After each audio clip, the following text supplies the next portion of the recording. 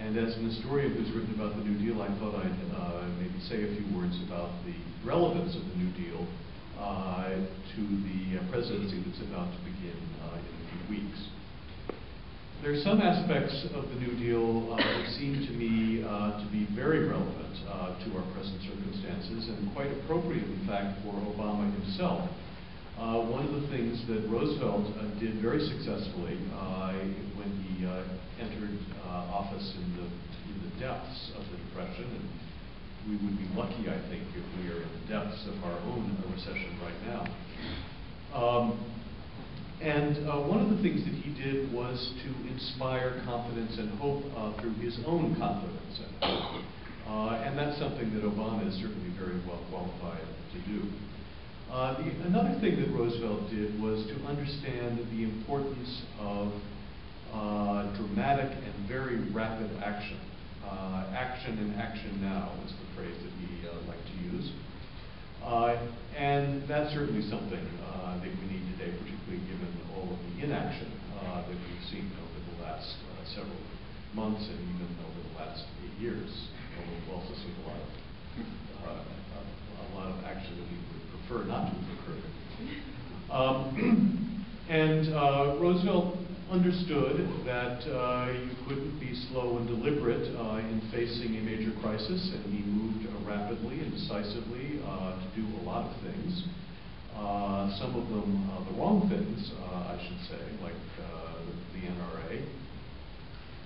But some of them, in fact, comparable to, not in scale, but in comparable in intent to what Obama seems about to do. A lot of economic stimulus, although it wasn't called that at the time. A lot of money spent to get people to work.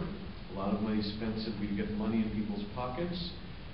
Banking reform, something, of course, that we badly need again. In fact, many of the reforms that the Glass-Steagall Act created, we would actually welcome back, I think, now that it's been repealed. And of course, the New Deal created other things that were and still are of great and lasting value to American life, even if they didn't have an immediate impact on the Depression. The Social Security Act, unemployment insurance, which includes, of course, unemployment insurance, particularly important today. The creation of the Federal Deposit Employment Insurance Corporation. Think where we'd be today without that.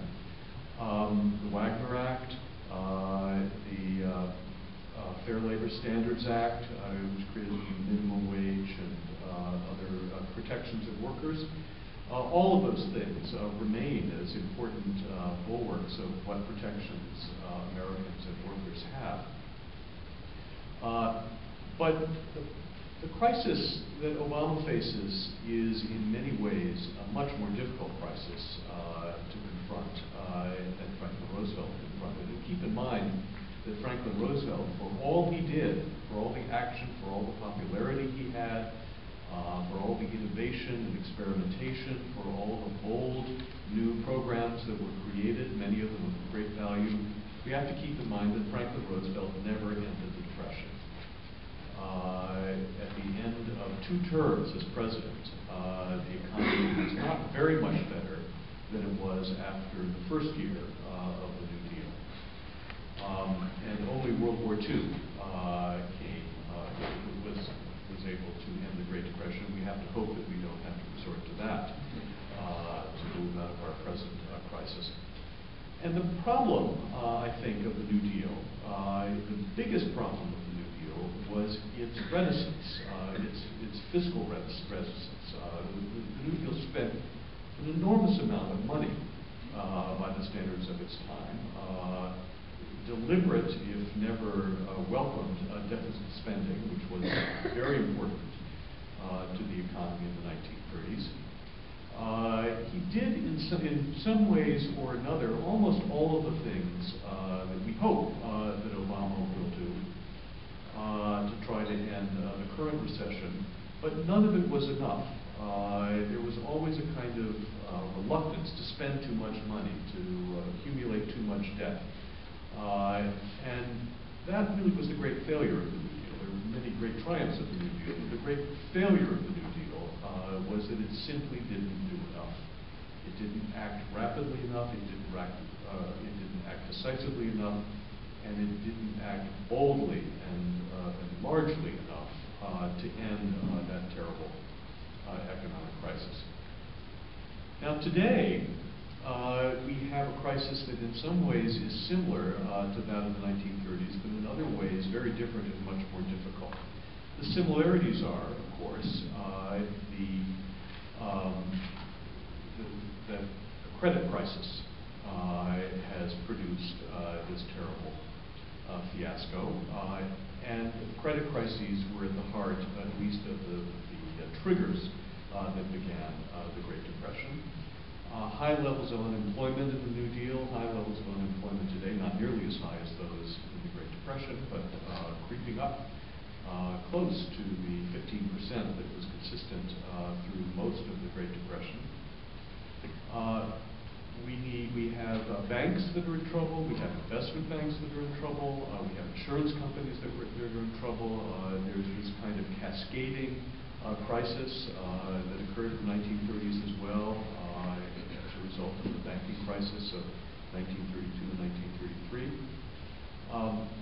But what is different, I think, is the international quality of this crisis. The Depression was an international crisis too, but it was a crisis that could still be solved country by country to at least a significant degree. That's no longer true. And so when we think about, for example, re-regulating the financial sector, re-regulating the financial sector in the United States is not going to solve this problem. Developed countries are going to have to collaborate in finding a solution to this problem, because all of the major financial institutions are now international institutions. Many of the institutions that have been pulled down by this crisis in the United States were completely sound in the United States, but very unsound, for example, in London, or in Frankfurt, or in Paris. There's virtually no major financial corporation in the United States that operates only in the United States. And the ability of a financial stimulus to bring an end to this global credit crisis will depend on the willingness of other nations as well to do something like what we're doing. And we've already seen great reluctance by some countries, Germany, Japan, to cooperate with the United States or with any of the other European countries on financial stimulus and even on regulation.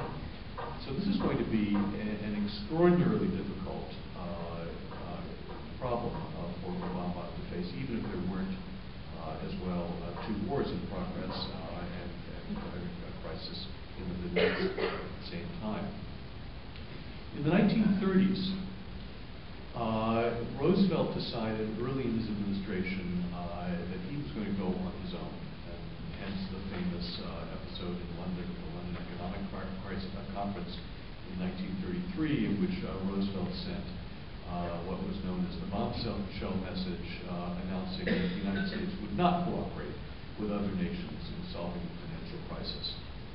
A position like that from the American government today